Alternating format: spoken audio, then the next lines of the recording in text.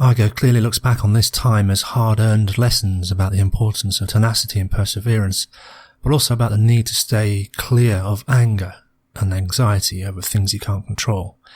Yeah, anger is often the secondary presenting emotion triggered by the underlying problem, which is normally fear. Iger iterates how important it is to remove ego from the equation. It's easy to be optimistic when everyone is telling you you're great. It's much harder and much more necessary when your sense of yourself is being challenged, and in a very public way.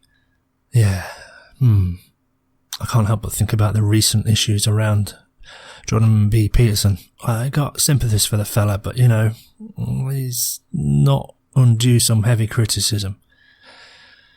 Yeah, Iger shares another important insight. The succession process was high-level anxiety, impossible to completely filter out all the chatter and external judgments and public conversations.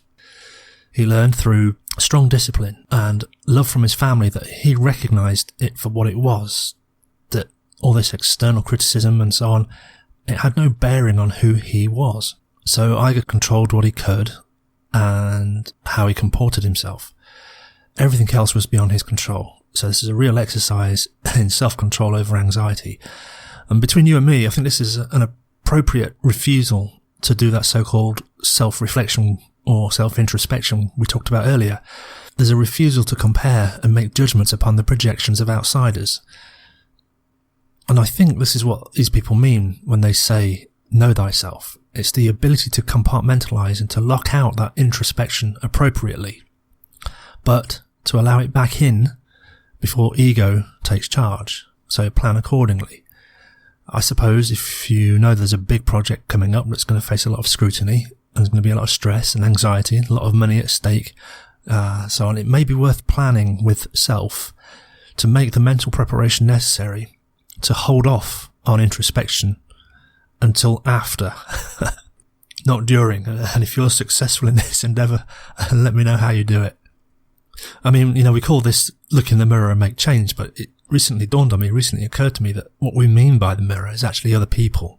It's other people's thoughts, their memories, their attitudes that we put into some kind of collective gestalt, and we carry that in our mind, and it's against that we might benchmark our behaviour as appropriate with our peer group or appropriate with people we're trying to win favour with. And I can see the problems that when we're trying to win favour with our friends, when we're trying to win favour with the shareholders, when we're trying to win favour with the press, and all these are having conflicting ideals about what's important. So press, it might be honesty; shareholders, it might be money; friends, it might be respect. All these three are not necessarily well aligned. This, of course, is exactly what John Truby's talking about in his book The Anatomy of Story, where you don't have just one clashing frame between the protagonist and the antagonist, but at the protagonist's low point, you have several others trying to take advantage by challenging our would-be hero on different virtues. So we give them an honesty test, as well as a capability and skills test, as well as removing them from all their friends so they don't have peer support. And we strip them of everything and see how they respond. It's the ultimate hero's journey. And here again, Iger is framing all this exactly in the story narrative. It's an underrated book. There might not be a lot of it in content, but the way he's constructed it is really clever. Yeah, so the problem with looking in the mirror is if it's just our reflection, if we're only seeing our own reflection, what are we comparing against? We're just looking in the mirror, oh, yeah, that's me, I see, it's a perfect reflection, that there's nothing to learn except I'm perfect. And then if you decide that you look in the mirror and you see that reflection is not perfect, against what exactly are you comparing? So I think there's a danger here that we might start presupposing some ideals, and this is, I think, when this goes unchecked, we get into this kind of egotism, narcissism, dark triad we covered a few episodes ago. Actually, thinking about that explains a lot about the kind of psychopathic nature of corporations when they do become narcissistic, egotistical, sociopathic, and Machiavellian. Yeah, I did read The Prince. That was a while ago. Oh boy, we're going to get some big questions in our future. I was just learning today about style transfer, where artificial intelligence looks at images and works out kind of meta framework of the style, and then you can take that style and lift it and put it into another image. So we can make a scan of a painting by Van Gogh or Munch, never Munch, and the AI will extract the styling, and then you can apply that to your own painting. So I'm wondering if in the not too distant future we can design bots or AIs, works out how to do narcissism, psychopathy and Machiavellianism, and then allows you to transfer that as a style so that you can be successful in business too. All you need is rich parents. Off you go. Or lunatic investors looking for the next big thing. So in Iger's book, he really ramps up this Miller plan, the insurgency's plan for him to win the position of CEO at Disney. So, he's describing how he's been called back to the board over and over and how the temperatures are fraying, and at the last board meeting he ends up pounding his fists on the boardroom table and all that kind of good stuff. But in the end, of course, man gets the CEO position. The book explains that it was Miller's plan, that the focus was always on Disney. I mean, what's the board going to say against a man that says, yes, we should make the focus Disney, Disney this, Disney that, set Disney to the priority? Of course the board's going to say yes to that. And again, it's always this difficulty of starting a sentence with I. I believe that Disney blah, blah, blah, blah, rather than saying Disney needs to be. It's telling as well. Just go on LinkedIn, look at those profiles again, see how many start with I, rather than what's your concern.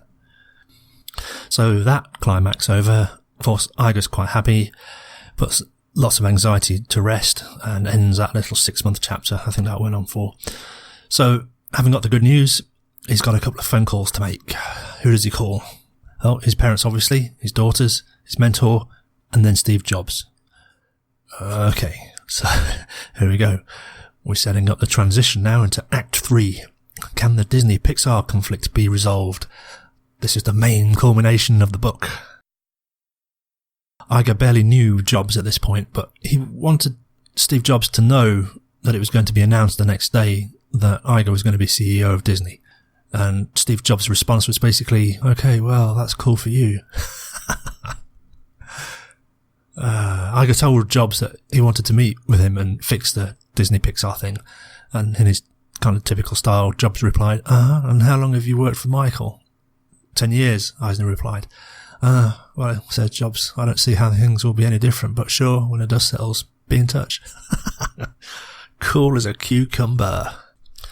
So the news release went to the press the next day, and of course all the questions came about what's next, the plan, and although Eisner would still be around for 6 months on a transition, Iger wasn't going to get an easy ramp up. Nope, straight out the blocks from day one. Internal affairs aside, first thing to do was patch up the Pixar relationship. That would be a PR win, and an endorsement from Jobs, and good for business, and a real boost for morale. Next on the task list was to change the way Disney made decisions, which meant strat planning restructuring. The aim was to put strategic decisions back with the divisions, not central. Another boost for morale, autonomy, and all that. Iger makes mention that Roy Disney and Stanley Gold sued the board over his appointment to CEO. What you gonna do? I'll leave that one alone. Suffice to say, it's covered in Disney Wars. Respect, empathy and understanding go a long way. Sometimes there just isn't enough time to give everyone their time, which again is another signal to say, you're down the list, mate, I don't have time for you, which just compounds the problem. This cannot be well received. It's an interesting side story in the book, but a lot of this bad feeling was left over from unsettled issues from the previous antagonisms with the outbound CEO. Needless to say, this needed settling internally too before it became a nasty, externally visible split. So this concerned the two that resigned from the board previously as a protest statement. And what's the principal lesson from nonviolent communication? All people are really saying is please and thank you, but in the most suicidal of ways.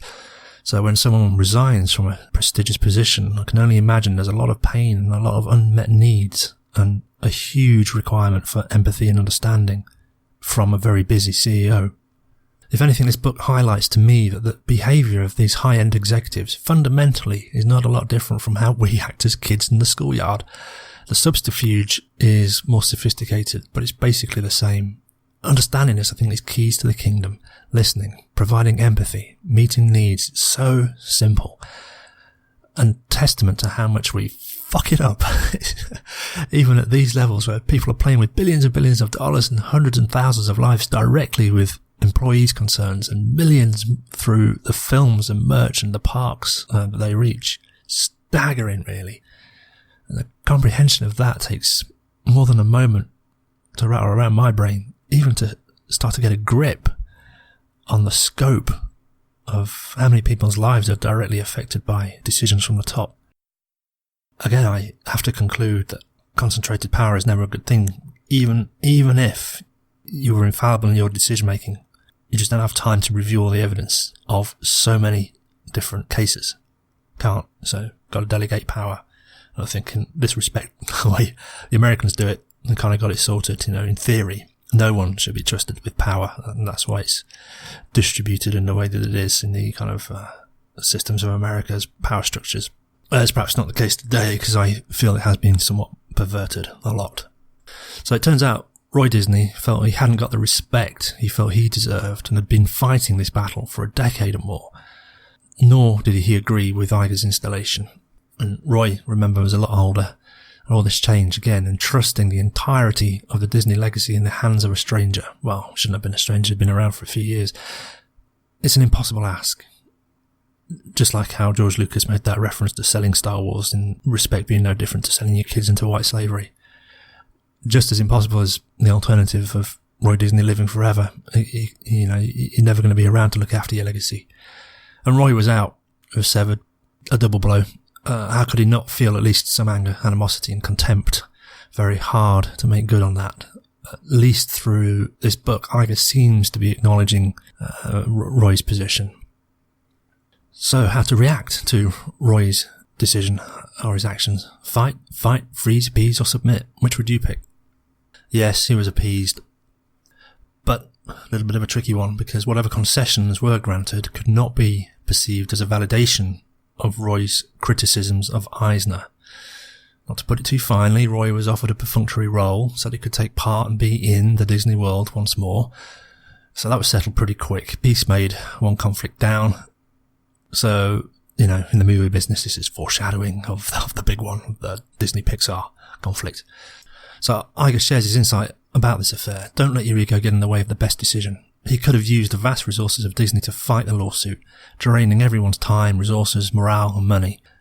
What was the better outcome? What was in everyone's interests? What were the needs of the others? How could they be got? And if there's ever a lesson to be learned here, look up the story of U-Haul. Oh, fuck. Family splits, decades of litigation, murder, where one half of the family suspected it was the other half that had hired the hitman. $1 billion lawsuits against one half of the family. Wicked stuff. Horrible. Oh boy, I keep harping on about nonviolent communication, but no one listens. No one cares until everyone cares. In a few years it's going to be, wow, John, have you heard about nonviolent communication? Fuck off. I don't want to hear it. So Iger's job was to set Disney on this new path, and the first step was to diffuse this unnecessary struggle. The easiest and most productive way to do that was to recognise what Roy needed. Ultimately, it was to feel respected, and that was precious to him, and yet to grant this was such a small cost to the company and easy for Iger to make good. A little respect or appreciation goes a long way, and the absence of it is very costly. So over the next few years, Disney made major acquisitions. This simple, seemingly trite idea was as important as all the data crunching in the world. If you approach and engage people with respect and empathy, the seemingly impossible can become real. Yeah, this is right out of Marshall Rosenberg's playbook. Needs, empathy, respect. If those things aren't there, all those business mergers, well, even Warren Buffett said it. You can't make good contracts with bad people, and they might not necessarily be bad people, but they do bad things if their needs aren't met. Comes back to the principle of nonviolent communication again. All people are really saying is please and thank you, but often in the most suicidal and self-harming ways. So then the book moves on to this conflict between Disney and Pixar. It's really hammed up to get you invested in the story. So Jobs' animosity towards Disney was deeply rooted. The rift that opened between Jobs and Eisner was a clash between two strong-willed people whose company's fortunes were, at that time, going in very different directions. When Eisner criticised the tech industry for not having enough respect for content, Jobs was insulted. When Jobs suggested that Disney was creatively broken, Eisner was insulted. Here we are, but it's just feedback. But why is it taken so personally? So the book says, but I don't buy it. I think this is a bit of Disney-contrived drama, the kind of which has hobbled Star Wars. I think it's a bit of a revisionism creeping in, only because of what Iger previously said about the need to be removed from ego and ignoring what the press says. Mind you, what Kassenberg said really seemed to rock him. Perhaps those super high-flying CEOs are not made of sterner stuff, but I'm not so convinced that Eisner and Jobs took things like that so personally. So as Iger tells the story, he approached Jobs and shared an idea, which was more or less streaming music to portable devices. Unbeknownst to Iger, Apple was already working on it. This was a clever strategy by Iger, and I think Iger knew it. So this is, I suspect, what was actually being played out. So as you know, you can pitch ideas to people like Virgin Ventures to see about joint ventures or securing equity investment. However, Virgin won't always sign a non-disclosure agreement. Why not? Because they may already be working on the idea. And having read Tom Bauer's book, Virgin may actually pinch the idea, but well, that's not fair. But realistically, there are some good ideas and visions put forward by uncoachable people. Usually the best person to run with an idea is the visionary who came up with it. You know, they're immersed in it, they're already there. But even Jobs was booted out into the wilderness for a while. So I consider the situation. Iger describes a device, a bit like an iPod, to Steve Jobs. If you were Steve Jobs, what would you do in response? You might have thought, how does Iger know? Who's been talking? Who's got loose lips? But stay cool. Going down that path reveals your hand. More information then. If you are Steve Jobs, you know you've got your patents down and that your product is actually beyond prototype and you've been on this for years. But this Iger fella is describing the basic version of your own device. What do you do? More information. In a few months, if you are Steve Jobs, you know you're going to put this device on the market anyway. Iger will get to see it. Now, you know Iger is not going to say, oh, that was my idea, because Iger's a sophisticated player like you are, and he will recognise that you must have had this in development for years before he even described this device to you in some meeting only a few weeks ago. Yet, if you say nothing, Iger will realise that you didn't tell him or confess to him that you already had this product in development, which puts you in a bit of a predicament now, doesn't it? Because you're kind of damned if you say, oh yeah, we've already got that idea, or if you keep it to yourself and it suddenly hits the shelves next week. It just makes you look like a dumb knobhead at that meeting 3 weeks ago where Iger was describing such a device. Clearly, Iger knows. Clearly, you know. What do? It forces the issue, doesn't it, in a soft and subtle way. I'm sure Iger knew it, and I'm sure Jobs knew it. They both knew what was going on. Much like how Jobs put Eisner in that untenable position earlier on. So the only solution is you have to come together to make a bigger pie, or have a pie fight. I think it was a very nice way of saying we're on the same page, and if you can recognise what I'm saying here, and if we can get each other, understand each other through this vague and oblique communication, maybe we can see things together. So it was a test that each of these two put to each other, but they both knew what was going on. I think it was a very astute way of approaching Jobs, in a very oblique way that communicated to Jobs that Iger knew and appreciated he was a sophisticated player. That signalled how would Jobs respond. And it does require a response. And if you think it through, there's only one response.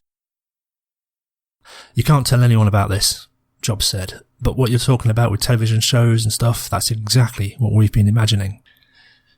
See, when people like this get together, there's always going to be an inevitable next question. What happens next? It's no good just bullshitting the breeze. You know, what's the next action? What will be done to move the situation forward now? And if that creates value, then the next question must surely arise that leads to the next action that creates value, and it's a perpetual falling forward.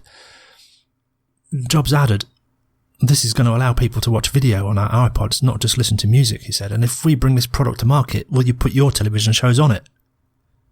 Right there, he's parried right back to Iger. Challenged him to go one bigger. Forward thinking. Forward value creation. It's always creative, creating something greater than its parts. Competitively collaborative. It's not reckless, not trying to get one over. And I think Iger's original approach to Jobs conveyed what all this was about. And Jobs reciprocated with not just an acceptance, not just an assumption, but a clearly signal intent to go forwards. No, hey, how's your day? What's the stock price? How's Eisner feeling? How's the board reacting? What are you going to do different? What's your intention? It's more like, okay, good, let's go. We've done. Next, what else you got? What was Iger's response to these questions? Well, anything other than a yes on the spot would have been a ludicrous response. The answer was obvious. So reading between the lines, then, it seems there's a misconception about Jobs. I don't really know. I've not read much about him. I've never really liked Apple since the Apple II, but he seems to react to boldness. And I think people are not ready for that step, back off at the last minute, and I suspect this infuriates people like Jobs. They only step forward. They're ready to make big strides, always ready, perhaps never fully prepared, but always ready. And it's nice to meet someone who will take the walk with you, take those big steps, rare. And to make the big decision on the spot like that, even rarer. And retracing by saying, well, I'll have to consult legal and I'll have to go back to the bean counters, I'll go back to the board, I'll let you know. Bullshit. A CEO, you should already know the answer to that question. You should already know if there's any existing exclusive rights on property or incumbents that can't make that possible. Then the only instruction to legal and rights management is get it done. This is what we're doing. They're there to serve the CEO, not to tell the CEO what can and can't be done. And I think Iger recognised that that's how Jobs worked, not how he worked Jobs. So 5 months later, Desperate Housewives, Lost, Grey's Anatomy were available on iTunes via the iPod player.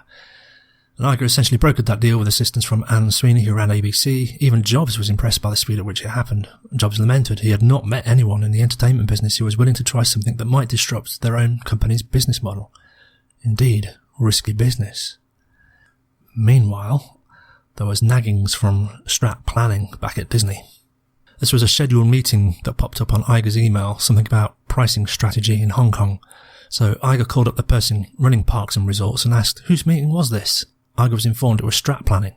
So Iger called Strat Plan and asked why they were calling the meeting. The response was that they wanted to make sure parks and resorts were doing the right thing. Well, Iger set them straight there and then with a Buffett style of management response that if we can't trust parks and resorts to set their own pricing, then they should not have their jobs. Meeting cancelled. For legacy reasons, Strat Plan had subsumed too much power and influence. There were 65 bodies in Strat Plan, and this was cut down. But it was more than this. The success and failure must be owned by the divisions and empowered to make their own decisions. Otherwise, there was no autonomy, no pride, and no investment on the division heads. Strat Plan was reduced to 15 bodies, and I don't think the book says whether they were made redundant or whether they were shifted around and decentralized, so we don't really know what happened, but it gives flavour. Maybe some of those MBAs were moved out to regional, the book doesn't say. So Iger says of Strat Plan that they were often too deliberative, pouring every decision through their own analytical sieve. Well now, I wish he divulged more on what that means, overthinking it. But he makes the point that whatever was gained from having this group of talented people sifting through deals to make sure it was to Disney's advantage, they often lost in the time it took to reach a decision and act. That dilemma. The JFDI conundrum. Iger does come back pretty quick to say that research and deliberation are not important. You have to do the homework. You have to be prepared. You certainly can't make a major acquisition without building the necessary models to help determine whether it's a deal that's worth pursuing. But you also have to recognise that there's never 100% certainty. No matter how much data you've been given, it's still ultimately a risk, and the decision to take that risk or not comes down to one person's instinct. Oh, fucking hell. Yeah, instinct. I can't even comprehend what that means. Instinct. Let me just go to the business section of my favourite online bookstore. Hang on. Oh, yeah. Oh, gosh, there are actually some books on how to develop the instinct. Oh, shit. Who knew? I'll have to add those to the list. Iger states that remaking Strat Planning turned out to be the most significant accomplishment of that first 6-month period before he took over the company. He says he knew that it would have an immediate practical effect, but the announcement that they would no longer have such an iron grip on all aspects of the Disney business had a powerful instantaneous effect on morale. It was as if all windows had been thrown open and fresh air was suddenly moving through. Yeah, I've heard these kind of stories before. It reminds me of another business story told to me by a proficient linguistics professor who did consulting on the side. It was some company or other that made wood products. The managing director's office door was often closed and communication in this company was frozen, locked up. So yeah, the door to this manager's office, it was big fucker, 4-inch thick, specially made door, all elaborate and fancy. And if ever was a metaphor of filed-walled communication, this was it. Anyway, the consultant worked there for a while, got things moving and started to open up communication, things improved, blah, blah, blah. But the last step in the recovery was dismantling that fucking door. He had it chopped up into 4-inch cubes. Each employee got a cube, a very symbolic gesture. So a few wins in the bag then, onto the one that counts, Pixar. Pixar had come a long way, clearly market leader, well, let's be honest, at the time, the market leader. And due to the decisions around the iPlayer, Iger and Jobs start to get in sync. Yeah, the Pixar deal didn't shift. Jobs knew what he had. Reading between the lines, it wasn't a case of no, it was just a case of not good enough. So here I get the picture that Jobs was creative in his business deals, and he'd only really get involved if something really floated his boat, something perhaps right at the edge of his own thinking. Anything else was just mediocre. And again, it reminds me of what Warren Buffett said about supercat insurance, and it might not be any surprise now that where Buffett got it from, in his Tom and Dan Murphy, that if Iger was picking up habits from them via Buffett, and Jobs was naturally inclined to this way of thinking, that it kind of paints a picture. There's a kind of style or an attitude towards things here, and this is what this next section's about. So Buffett and his supercat insurance. So suppose you own a building, a unique building, or let's say it's, 110 stories tall, it's worth about 3 billion quid, and you want to insure that building against all risks. Well, what are those then? Well, if you can't write them down, then how on earth are you going to work out what the premium on that insurance bond's going to be? Well, and this is the beauty of Warren Buffett's supercat insurance. Super catastrophe, by the way, supercat. It's the biggest insurance risk underwriters. And of course, who else are you going to go to? There's only a handful of supercat insurers around the globe anyway. And the way Warren Buffett would do it is he would say, well, I have no idea what the premium for that is. I have no idea what risks to such a building are, but I do have the capital to cover a catastrophic loss. So I'll tell you what, you tell me what you think the premium should be. However, note, I'm only going to let you give me one answer, and I'm going to take that answer. And if I like that answer, I'll write you the insurance contract. But if I don't like the answer is going to be no, and there's no second comebacks. So that's it. So that forces the person who's seeking insurance to really think about value, to really think how big that check needs to be to get that insurance. Really puts the responsibility for evaluating what that contract is worth with the person for whom that decision is appropriate. Like Buffett says, I have no idea what that contract's worth. What's it worth to you? It's not what I can get away with charging with, or, being the lowest cost deliverer of insurance. It's actually what it's worth, and there's only one person that can answer that, and that's you. And I suspect Jobs had a very similar mindset. It really gets you to think about the value. So yeah, in response to Iger kind of pushing into these Pixar deals, Jobs knew that Pixar had an almost unassailable lead, much like Buffett in his supercat insurance. There's only Pixar you can come to. Who else are you going to go to? Jobs knew Disney could not compete and almost dared Disney to try. See what he's doing? This was mentioned in Iger's book as almost a passing comment, but it's profound. This is very like the Buffett challenge of you working out for yourself what value actually is. And if you can't do it, no one else can. And this is the impression that comes through to me about Jobs, an insistence that you know the value you're creating or bringing. And I think if Jobs liked you, he would have challenged you to make sure that you understand your own value. But if he didn't like you, I suspect he'd be merciless. And I can see now that if this is true, it gives or supports the notion of how he was described as a bit of a mad genius. And I even suspect that it wasn't necessarily that if he even liked you, he'd help you discover your own value. It was if he himself saw value in the proposition of helping you find value in your own value. In other words, that you were coachable. And if you could not see that in you, I can understand how that would be a harsh rejection. Because it's not just about the value, or it's not just about the idea or the execution, it's also about you as well. And I can imagine that those who are rejected as such take it as a slight that's misunderstood, and then it's easy to point blame and point fingers, even at Jobs. So I think I'm going to have to read some books about him to see if that's true.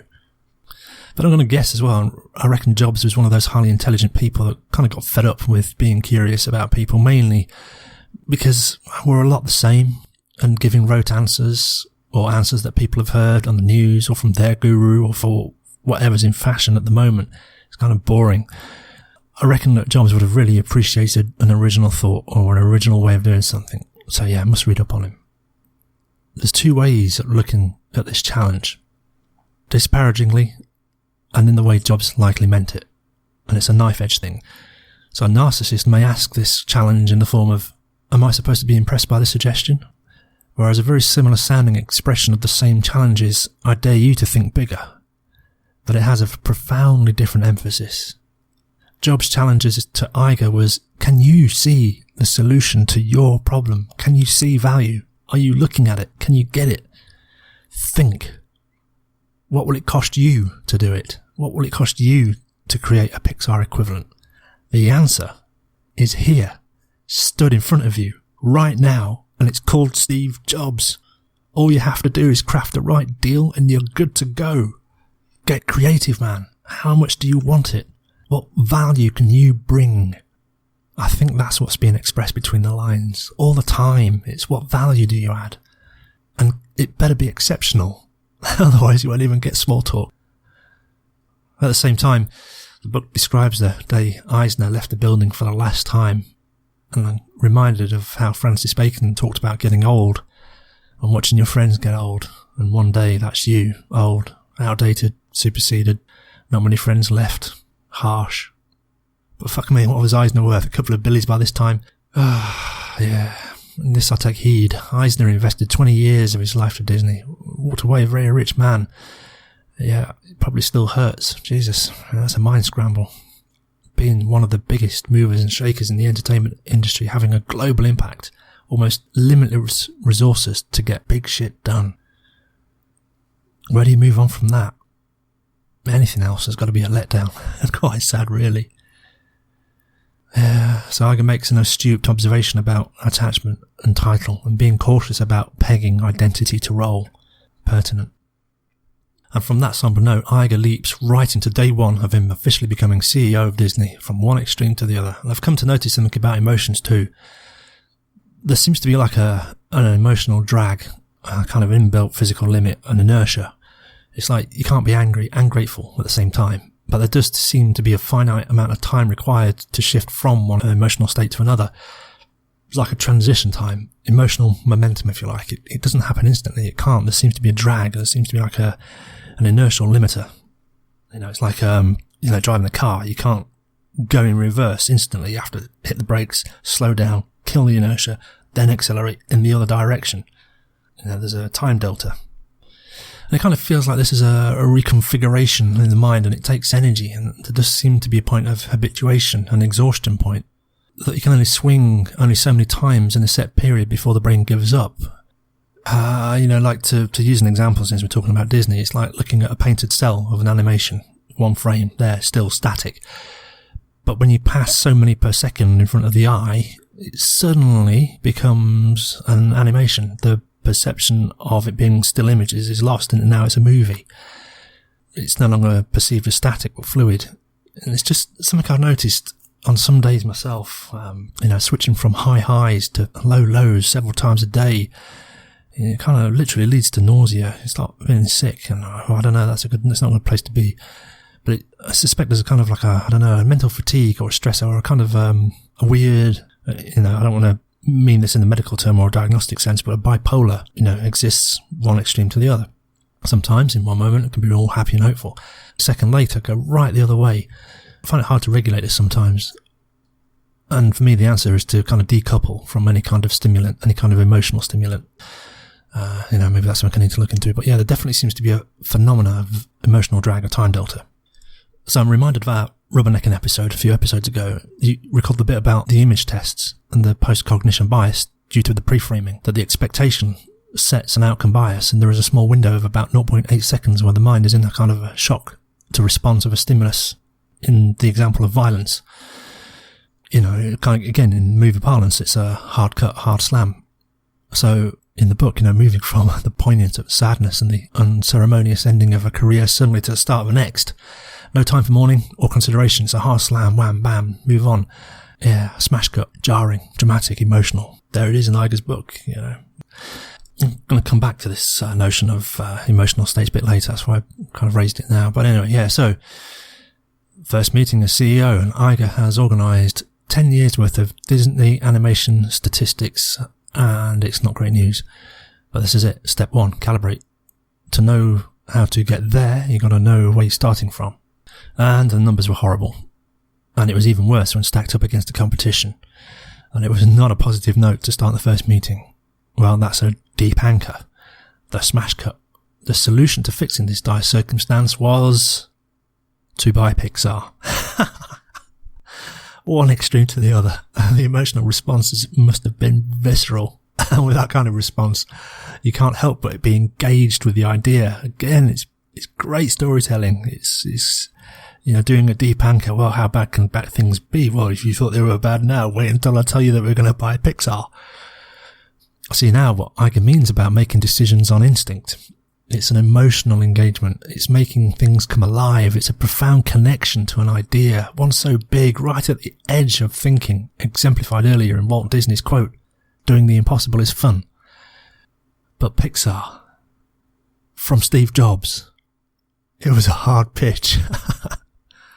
And thus required the very deep anchor required to shift people, to light that fire, to create an extraordinary idea right at the edge of people's thinking.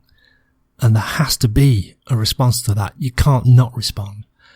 You're right on the edge of fight, flight, freeze and the peas, but it was also an acknowledgement, an honest appraisal of the situation.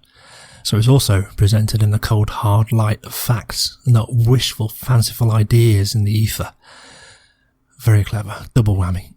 So I really like this idea of anchoring a big ask to a grounded reality check. Again, see any episode of Kitchen Nightmares with Gordon Ramsay. Goes in, calibrates the food, does a reality check, acknowledges the effort so far, and presents the disappointing results, not as criticism, but as a shared frustration. Then Ramsay clears out conflicts. That done, he turns to the underlying motivations of the management, of the chefs and the cooks, shows what's possible by getting all that aligned. Then the turning point. Then he gives the realigned kitchen staff a new quest. It's the same old formula. Then he has to get lock-in or a commitment from the owners or the chef to change their ways. And then with that lock-in, Ramsay goes out, does a bit of marketing, brings people into the restaurant, everyone has a good experience, now you're off. So this is Iger's answer: buy Pixar and leverage talent to do something special. The board had been through a lot in the last decade. The issues with Eisner, ousting Eisner, the ongoing fight with Roy and Stanley, the hostile takeover attempt by Comcast, though I think that was actually an internally instigated board ploy, the shareholder lawsuit of Michael Orvitz's $100 million severance, plus the Katzenberg 2% annuity settlement, and Disney animation was a real mess. They'd heard this all before, the board, but Iger knew that the reality was far worse than any of them was actually aware. Iger showed pictures from a recent Disney event, a big parade, and he asked the board what was missing. New characters. All the old favourites were there. This meant that the latest films were not memorable or popular enough to carry new characters. The significance of that, if you think about it, is profound. That Disney can only expand through developing new property that's leverageable, new characters, new films, and it all starts with the animation. This is their growth engine. Disney was founded on creativity, inventive storytelling, and great animations, and very little recent films actually measured up. And that was a deep anchor, irrefutable, there in the photograph. Iger listed Disney's most recent films: Hunchback, The Emperor's New Groove, Atlantis, Hercules, Lilo and Stitch, and so on, which actually represented a $400 million hole. Another very deep, dark anchor. And then, wham. But Pixar has had success after success. from one extreme to the other. This is a technique Oren Klaff talks about in Pitch Anything, and his presentation format, STRONG, set the frame, tell the story, reveal the intrigue, offer the prize, nail the hook point, get a decision. In research, Iger revealed that Pixar was more beloved than Disney. The situation was dire. Jobs had it. And Iger states that this presentation started to piss off the board. I think it would be amusing to say that they were animated. I think you're angry then, and some of that directed at Iger. After all, he had been the number 2, quasi-number 2, for many years of that decline. To which Iger responded, yet again, this can't be about the past. There's nothing we can do about bad creative decisions that were made and disappointing films that we released, but there's a lot we can do to change the future, and we need to start now. Disney animation was the fuel for everything Disney did. That in mind, we've got to ask where Pixar fits in with what Apple does. It didn't really belong with Apple. It did fit with Disney though. Jobs knew it, Iger knew it, and that's the bigger picture. It was the baggage of the past that was stopping anyone from engaging with that idea. So, how to sell this pitch to the board? Well, Iger figured that he had to present it as though the board had been presented with 2 options. Give them 2 shitty options and then the one you want them to pick. That old trick. Children all over again. So Iger's options included 1. Keep things as they are, see if things turn around for whatever reason. 2. Scout for new talent, which wasn't guaranteed, as this kind of animation was nascent and talent would need to be developed, and that would take a lot of time and money. Or 3, buy Pixar. Well, those options were pretty incendiary, especially as the asking price for Pixar was $6 billion. In the end, though, the board gave a cautious exploratory go-ahead, perhaps just for amusement's sake, but then sometimes that's all it takes. Of course, Iger called Jobs and mentioned casually on the back of a conversation about the iPad. Iger said he had another crazy idea. He asked to meet Jobs in a day or 2. And you know what Jobs said in response? Tell me now. Well, Iger was driving, and that caught him off guard. And Iger's book labours the point. So he had to pull over to the hard shoulder, calm himself, got sweaty palms because he couldn't believe what he was about to propose. What do you think about the idea of Disney buying Pixar? He blurted out. And I have to imagine at this point that Jobs would already have played this scenario through his mind. If he had, he played it pretty cool, because after a pause, I think maybe more for Iger's sake than his own. I think Iger was probably more in shock than Jobs. And we've covered the phenomenon of auditory exclusion. The mind goes into shock. People don't hear properly. They can't hear properly, and you need to give them time to process. How long? Up to 10 seconds. As Iger put it, the silence before Jobs' response seemed endless. That's not the craziest idea in the world. Fucking hell, Jobs. Yes, I would do. Or, let's talk. But to state it as not the craziest idea means that there is still a little bit to go to the edge of Jobs' thinking capacity. Iger admits he was ready for rejection, and he notes that many people shy away from taking big swings because they build a case against trying something before they can even take the first step. What's your big shot? What are you not swinging for? Because long shots are not usually as long as they seem. This tallies with my experience. Every time I've said, fuck it, give me the phone and let me ask, I've more often than not, by a very wide margin, got what I asked for. Most of the time, it's just showing up. Most of the time, too many people just don't show up. Sadly, I've slipped into that latter group myself. Life does have a way of beating it all out of you. So if you do decide to pick up that phone, call in on that long shot, you have to be prepared for the no. That's the easy bit. But being ready for the yes, that's the hard bit. That preparedness is exampled by Iger's immediate acceptance to Jobs asking if Disney would put their content on iTunes. Likely as not, as the time when Jobs asked Iger that question, Iger didn't actually know what that meant, what it entailed, nor how profitable it would be. But he had a commitment, a lock-in to make it work. A commitment to allocate resources and commit people to such a project. It's no small ask. I don't know though, having a few billion quid in liquid assets does kind of grease a lot of squeaky wheels. It affords you lots of experiments. Sometime later then, Iger met with Jobs at the Apple boardroom, and the description of what happened next is the stuff of legends. So Iger goes into a lot more length, a lot more detail, painting the picture of the boardroom, the massive whiteboard and Steve Jobs in front of it, marker pen ready to note down what this merger would look like. Jobs starts off simple. On one side he writes pros, and on the other side writes cons. Then he turns to Iger and says, "Okay, you start. Got any pros?"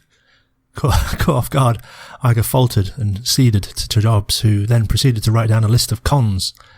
Brutal. And he wrote, 1. Disney's culture will destroy Pixar.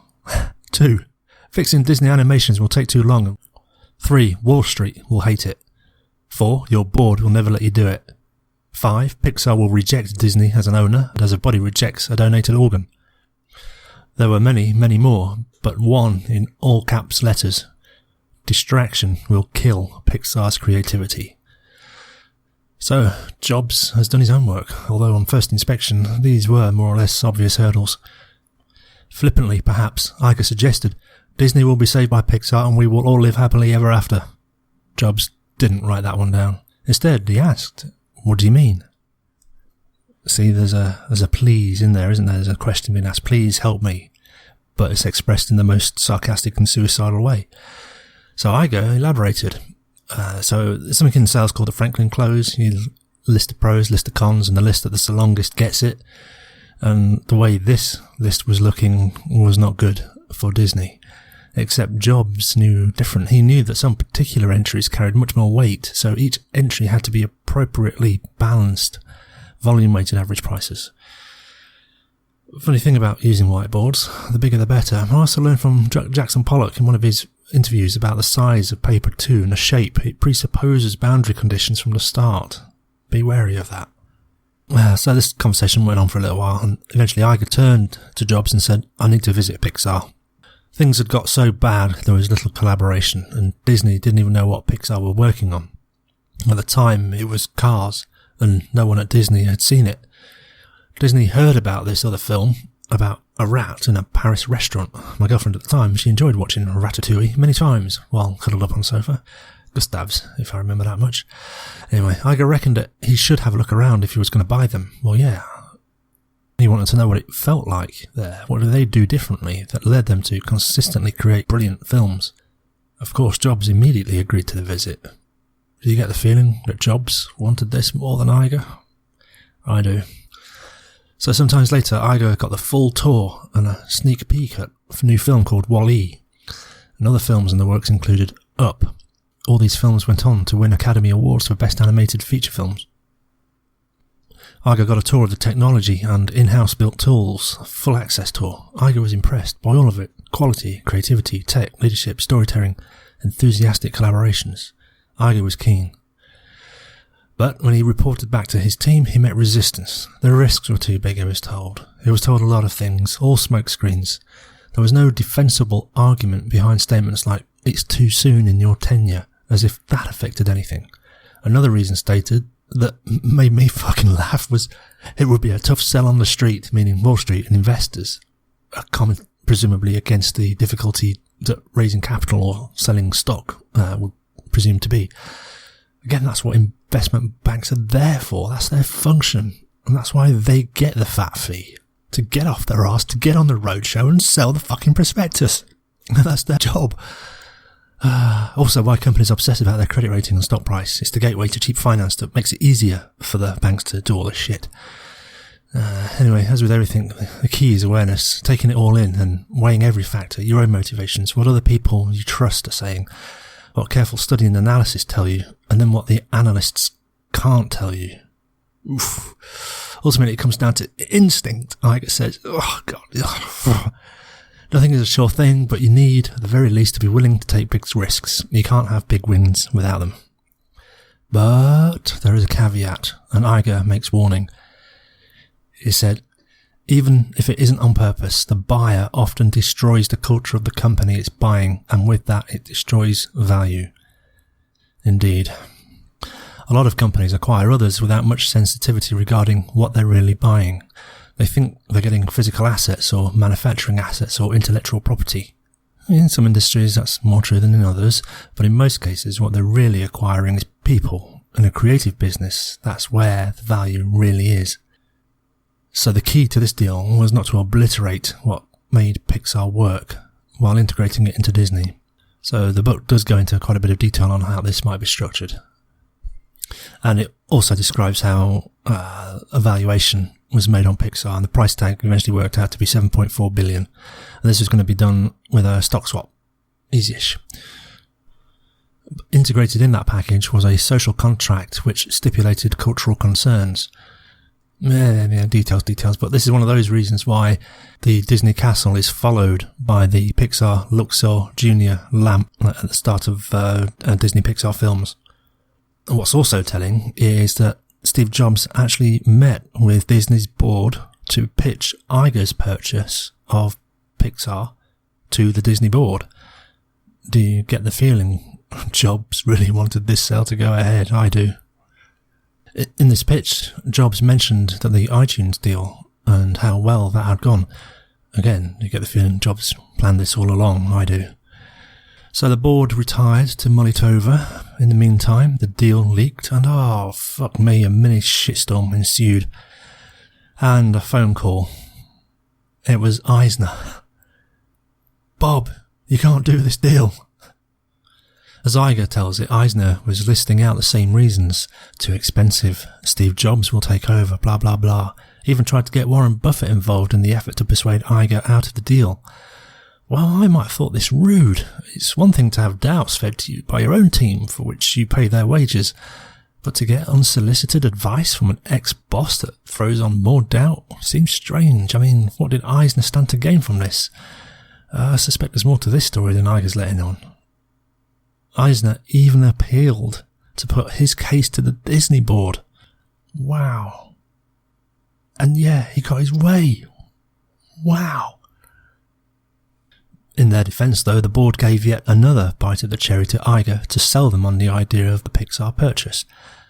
Iger said, well, I've already done that, what do I need to do it again for? But it seems that he had to do it at least one more time, as advised by one of the board members, and this time really show the passion. And at this stage it was coming across as maniacal. But there is another lesson to be learned. There is wisdom here. When the other fella has a say in something, it is wise to have your say before and after they do. Let your voice be the last one the jury hears. So right after Iger's fire and brimstone appeal to the board for the final time, the deal was approved 9-2. Next day, Iger and a select few met with Steve Jobs and a few people from Pixar as part of the public announcement schedule for 1 p.m. PST, just after the stock market closed. That day at 12:15, Jobs took Iger for a little walk. I have something to tell you, Jobs said, and he revealed to Iger his medical condition under trust of full confidence. And then Jobs said, still want to go ahead? Iger now had 30 minutes to decide. I mean, crikey, if it had been me, maybe, I don't know. I mean, the perils of the structure of the deal, the context of the time, and how much of a driving force Jobs was. What Iger's book doesn't say is how Jobs came to be a large shareholder in Pixar in the first place. Ironically, it was Disney's fault. Years earlier, newly formed, spun-off graphics company Pixar needed early series investment cash. George Lucas might have fronted this, but he was having his divorce issues at the time to settle. Disney was approached, but $14 or $15 million was too much, and it was Katzenberg that knocked back the offer, at which point Jobs came into the frame, having been recently fired from Apple. Jobs put in $10 million in 1986. They were under no illusions, though. They knew at the time that the computers were not up to the job, but they knew it was possible. They just needed faster computers, and Moore's law says that the speed of computers will double every 18 months. So it was a bit of a waiting game and selling hardware to specialist research centres to keep it ticking over. So at the time, it was more a hardware thing with simplistic software, more in line with what Apple was about. 20 years later, Disney, under Iger's stewardship, was about to pay $7 billion for it. And by then, Jobs owned 50% of Pixar, and this was a stock trade. And that transaction made Steve Jobs the single biggest shareholder in Disney stock. Even Eisner exited with only 1.7% of Disney stock. Sid Bass, having sold his stock to meet margin calls post 9/11, was nowhere even close to that. It's a fascinating game, isn't it? Trading equity stakes like this, effectively trading the leverage. Pixar had bided its time, Jobs was well invested, that stock certainly multiplied. And here's a clever bit. Remember when Disney used Pixar as a bit of a guinea pig, effectively burdening them with the downside risk while keeping ownership of IP? Well, having sold Pixar to Disney, Jobs had transferred that risk back and now owned a smaller percentage of a much larger and more diversified company, Disney. And Disney had this new asset and Jobs on the board. And since Jobs was the largest single shareholder of Disney, he would have strong influence on how that asset got used, while now being less open to a single point of failure.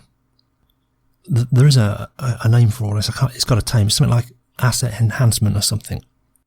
So it's just repositioning the assets in a different container vehicle creates more value for everyone, and just rearranging it just really gave everything a new liberation, a new life. Fascinating stuff. So the point is, all of Disney would have to fail now before Steve Jobs' wealth was wiped out, whereas before that would just have required a single highly specialised company, Pixar, to fail, Apple stock aside. What's impressive is how it seems Steve Jobs calculated all this. It was more a mechanistic finance deal that made sense on all sides.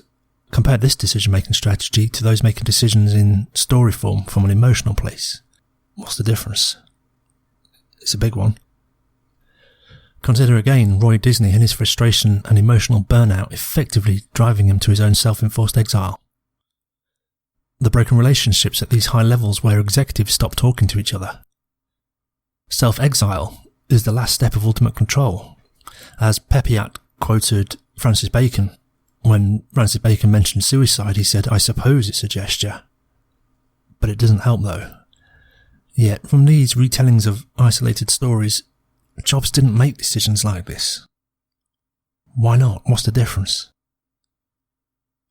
What did Jobs have that the others in this tale did not? Can you tell what it is yet? Options, lots of them. All he needed to do was wait for others to bring the opportunity, or for a market confluence, to be able to cash in on any one of those options, whether it was Pixar, Apple, Next Computers, many different investment vehicles that would peak at different times in different market conditions. And I believe it's because he had options, that he was not reliant on any one path, which means that should one path be closed off or cut off, or the timing's not right, or it's not going to come to fruition for another 5 to 10 years on that particular investment, it didn't really matter. He didn't have an emotional attachment to that one thing over which you have no absolute control. That's just an anxiety and emotional drain. It's like investing in the stock market. If you put it all on one stock, you're along for the ride. It's the path to demise. All the eggs in one basket are being devalued due to forces outside of your control. And if you sell it, you're only going to lock in a loss. But if you've got a diversified portfolio, many options, the emotional baggage of any one is diluted. So this lack of options means you're grasping at straws. It means you take what you can get. It means you get grabby, you get desperate. And Freeman Shaw described this in his book, The Art of Execution. And when you have options, you can also test people. See how they react. You can afford to give them little tests rather than hope and pray on your only hope. I think that's what Jobs was doing all along. I reckon he knew very well that Disney acquiring Pixar was inevitable. The drawn-out process of talks, the walks, the whiteboard, the Franklin close, all tests. Can I work with you? Are you coachable? What do you know? What don't you know? What will you have learned? Or how you evolved by the time of our next meeting? And this final act of Jobs confiding in Iger, the ultimate test, not theoretical, not some headhunter's benchmark, but a real test of trust. I'm sure Jobs would have been fine with Iger deciding either way on that 12:30 walk in that park. This is the same sentiments that come through reading Buffett's books on the Salomon deal. That's the one to study. Buffett constructed the deal so that he had put options. If the deal went south, he'd make money. He also had upside riders. Either way, he would make a lot of money. always have options. It detaches the attachment. It softens the emotional payload from a decision. The decision becomes a fun multiplier rather than an all-or-nothing affair on the spin of a wheel. Risk. A matter of perception. Plan ahead. It means you can park one idea while focusing on another. Eggs in baskets, easy to say, but it's really good insight to see what this actually looks like, how it's manifest, how they actually do it. Massive lesson. Yeah. If it were me, as I say, well, it's all good in hindsight. Jobs' involvement in the business deal can only be an uplift, right? And Disney had just got the best animation tools, which in combination with Disney's back catalogue of IP alone, let alone future projects, is a massive multiplier of value. Disney multiplied Pixar and Pixar multiplied Disney. And that's another thing, all these deals are structured where it makes sense. It's not a corporate raid or an asset strip or a fucking LBO. It's owners and CEOs getting together to realign things, to make bigger pies, to create market value. And for me, the indication of this kind of thinking is when Jobs opened up for Iger to have a look around and to tell him everything. And here's another insight I got. It's like the long-term investor will tell everything. They won't hide anything because there's every confidence that any problems can be ironed out in the long run. They have every confidence that things can be grown, that value is created. They're a value investor. They're not a fix and flip or a speculator or a smash and grab or a one-hit wonder type. The thinking is just totally different to those attitudes. The long-term expression of Jobs communication, I think, tells you everything you need to know. Is in it for the long run, the fun, and by inference, a bond to performance. And again, I emphasize the difference between a performance as being distinct from an attitude of whatever it takes, because whatever it takes can sometimes be illegal, and that's not the same thing as a dedicated performance. Whatever it takes is that mode of thinking from no options. A performance is that. It's an execution, a doing, and an engagement, an immersion, and an exploration together forever, happily, except not in this case. So Iger does make a point in the book about this meeting with Steve Jobs. It makes a big deal about having 30 minutes to announce the deal of a lifetime in the context of the destruction of a man who has just said, likely or not, he will be dead in under 4 years. What do you do here? Celebrate? Cry? It's kind of numbing to read. I kind of come back to Hercules as well because the tone of that animation is so distant. It's I've kind of jokingly mentioned The Last Jedi because this stigma of subverted expectations that's kind of poked at it. And this is kind of what Iger's done to us by writing it in this way in his book. He's set two opposite emotions against each other. The deal of a lifetime, but the destruction of Steve Jobs. How should we feel? You can't do both. And I'm kind of wondering if this is that new experience that Disney's trying on to lock its viewers in this quasi-extreme dichotomous emotional antagonism. I can't even express it. It's kind of like a weird void of nothing. It's not even numb. I want to feel something, but I just can't. The pull in each direction is just as strong. It's the same. It's just, I don't know. Do you recognise it? Being pulled to celebrate an amazing thing on one side and being pulled into extreme sadness on the other. And you're just kind of left in the middle, like, I don't know, it's like an emotional paralysis. The mind's desperately seeking to land on one. Extreme happiness, yet at the same time profound sadness. It's almost like an emotional abuse. You can't, and there's this inertia playing on your mind trying to win out which way to be pulled. It's just I don't know, it's kind of tiring and exhausting, but with no, at least if you feel sad and you get over it and then you can come back to normality, you've had that experience and then you can have room to be happy, but being pulled in all directions at the same time, it's weird. It's the new weird. In any case, the Pixar acquisition went a long way to accomplishing step one on Iger's mini list. Quality content production and wide consumer choice.